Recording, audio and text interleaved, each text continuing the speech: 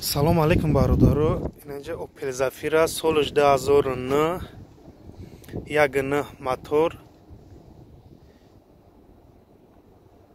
190,000 километр гаштагия. Нархи мошин 2950 евро. ба фикрам ин мошин дар пулшам стоита. Мошин дизелай.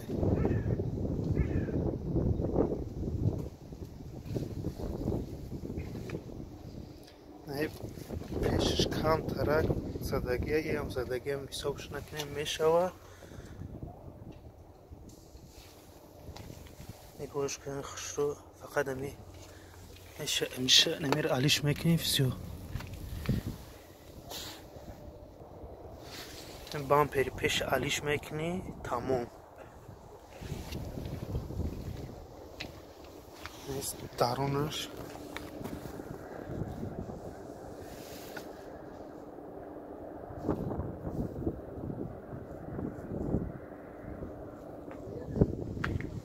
تلاش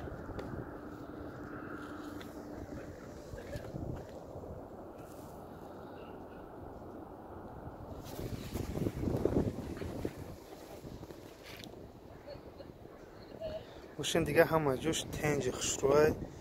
اگر کدمت هم ماشینای سیمکار میکنم کدمت اینترساوا داشته باشین طریق حقونی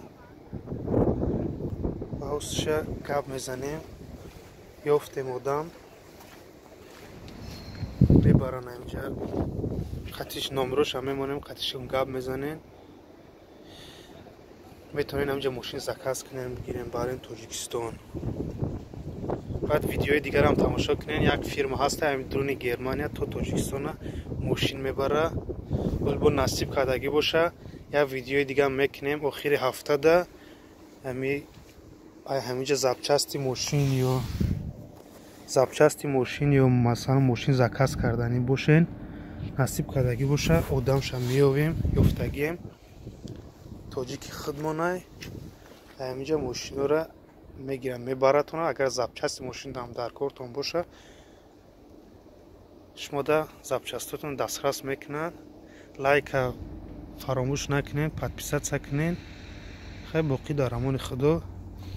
خیلی نهیش هم یک بار سیونکا کنیم بعد ویدیو خیلی جنبستش کنیم. ویدیو را کیا 2006 سال دو بنزین موتورش دای بنزینای 135,000 کیلومتر گشتگیه.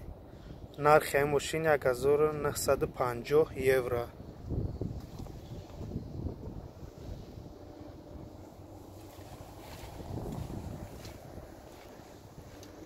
ماشین یکم جاش زدگی خراشتگی نکنید درونش هم نگاه کنین.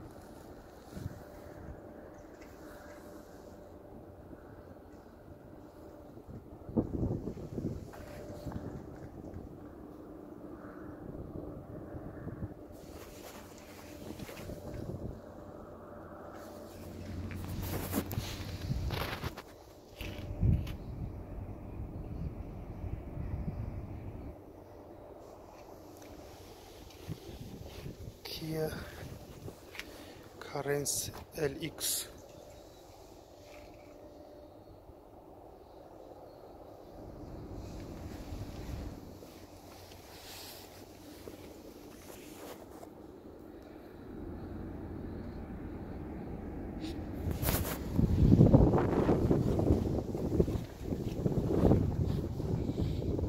خیلی وایش Opel 2005 خیلی هم سیانکا نکنیم میشوه. خیلی باقی دارمون خدا بچه کو